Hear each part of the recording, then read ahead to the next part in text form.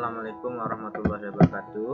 Kami dari kelompok 2 akan menjelaskan suatu materi kelas 7, yaitu garis dan sudut.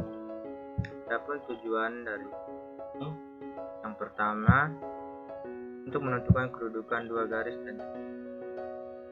Yang kedua, dapat menyelesaikan masalah yang berkaitan dengan garis dan sudut.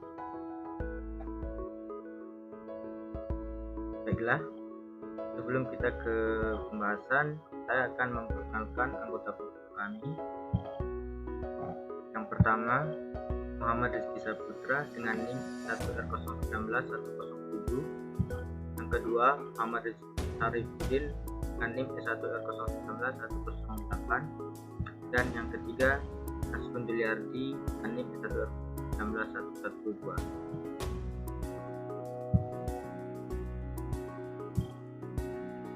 Adapun pembahasan dari garis dan sudut ini kami memiliki pembahasan. Yang pertama, pengertian garis dan sudut. Yang kedua, kedudukan dua garis. Dan yang ketiga, jenis-jenis sudut. Baiklah, langsung saja kita ke pembahasan pertama, yaitu pengertian garis dan sudut. Apa itu garis? Sebenarnya, garis ini tidak memiliki pengertian atau definisi yang mutlak atau pasti, jadi hanya bisa ditunjukkan. Misal, ada titik A dan titik B. Jika kedua garis dihubungkan, maka akan terbentuk sebuah garis yang bernama garis AB. Kemudian, apa itu sudut? Sudut dapat kita pahami sebagai jarak putar antara dua buah garis yang memiliki titik pangkal yang sama. Untuk lebih jelasnya, mari kita lihat gambar sebuah garis BC yang bertitik pangkal di titik B dan garis BA yang bertitik pangkal di titik B. Nah, jarak putar antara dua buah garis ini yang memiliki titik pangkal yang sama yang disebut dengan sudut. Kemudian garis BA dan garis BC ini disebut dengan kaki sudut, dan titik pangkal yang ini disebut dengan titik sudut.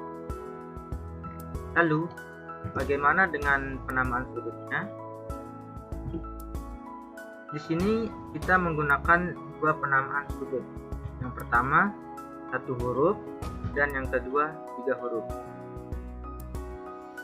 Kalau 1 huruf, di sini menggunakan titik sudut, yaitu titik B. Jadi, titik sudut yang dimaksud adalah sudut B. Lalu bagaimana dengan 3 huruf? Berarti titik sudutnya itu berada di tengah-tengah sudut ABC.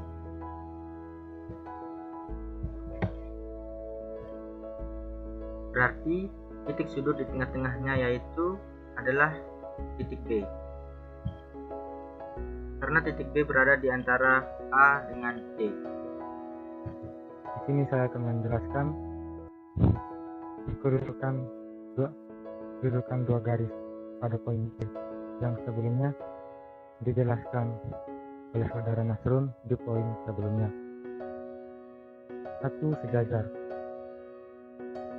Jika garis M dan N dikatakan sejajar jika kedua garis itu terletak satu bidang dan jika diperpanjang tidak akan berpotongan, yaitu tidak mempunyai satupun titik persekutuan. Di gambar I1 dan I2 lihat bahwa garis M dan N sejajar. 2. Berpotongan. Dua garis M dan N dikatakan berpotongan jika kedua garis itu mempunyai sebuah titik persekutuan. Titik O disebut titik potong atau titik persekutuan. Pada gambar I1 dan I2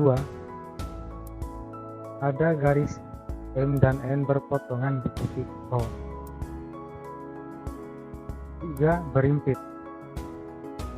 Dua garis M dan N dikatakan berimpit jika kedua garis mempunyai paling sedikit 2 titik persekutuan.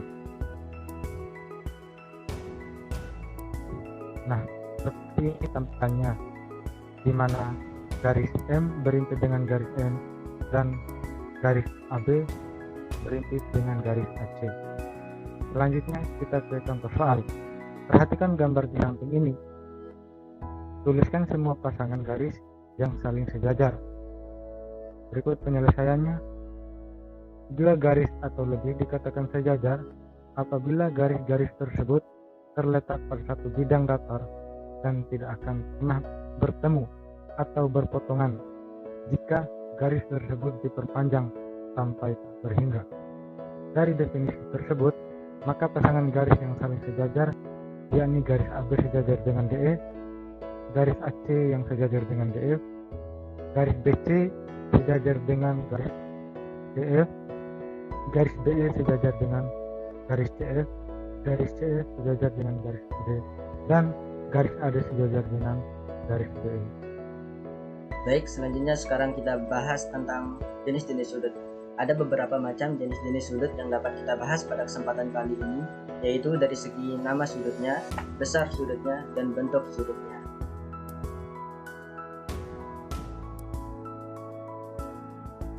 Yang pertama, sudut lancip. Sudut lancip adalah sudut yang memiliki besar sudut atau alfa yaitu kurang dari 90 derajat. Nah, apabila kita gambarkan, maka sudut lancip berbentuk seperti ini. Apabila kita ukur dengan menggunakan suatu besar derajat, maka besar dari sudut lancip ini alfanya kurang dari 90 derajat. Selanjutnya, yang kedua yaitu sudut siku-siku. Sudut siku-siku adalah sudut yang memiliki besar sudut atau alfa sama dengan 90 derajat. Nah, apabila kita gambarkan, maka bentuk dari sudut siku-siku ini adalah berbentuk seperti ini. Nah, apabila kita ukur dengan menggunakan busur derajat, maka besar sudut dari sudut siku-siku ini yaitu sama dengan 90 derajat. Selanjutnya, sudut yang ketiga, sudut tumpul. Sudut tumpul adalah sudut yang memiliki besar sudut atau alfa lebih besar dari 90 derajat dan lebih kecil dari 180 derajat. Nah, apabila kita gambarkan, maka bentuk dari sudut tumpul yaitu berbentuk seperti ini. Dan apabila kita ukur dengan menggunakan suatu busur derajat, maka besar dari sudut tumpul ini yang bagian ini, maka besar dari sudut tumpul ini yaitu lebih besar dari 90 derajat dan lebih kecil dari 180 derajat. Kemudian kita ke contoh soal. Tentukan besar sudut berikut dan tentukan mana yang termasuk sudut lancip, sudut tumpul, dan sudut. Yang pertama, tengah sudut siku-siku. Yang kedua, 3/2 sudut siku-siku, dan yang ketiga 1/3 kali 200 derajat. Adapun sudut siku-siku di sini yang dimaksud adalah 90 derajat. Nah, jadi setengah dikali 90 derajat sama dengan 45 derajat. Karena 45 derajat ini kurang dari 90 derajat, maka ini disebut dengan sudut lancip. Kemudian 3/2 dikali 90 derajat sama dengan 3 dikali 45 derajat sama dengan 135 derajat. Karena 135 derajat ini lebih besar dari 90 derajat dan lebih kecil dari 180 derajat, maka ini disebut dengan sudut tumpul. Kemudian yang ketiga, 1/3 kali 270 derajat. Langsung saja kita bagi, yaitu 270 dibagi 3 sama dengan 90 derajat. Maka di sini disebut dengan sudut siku-siku.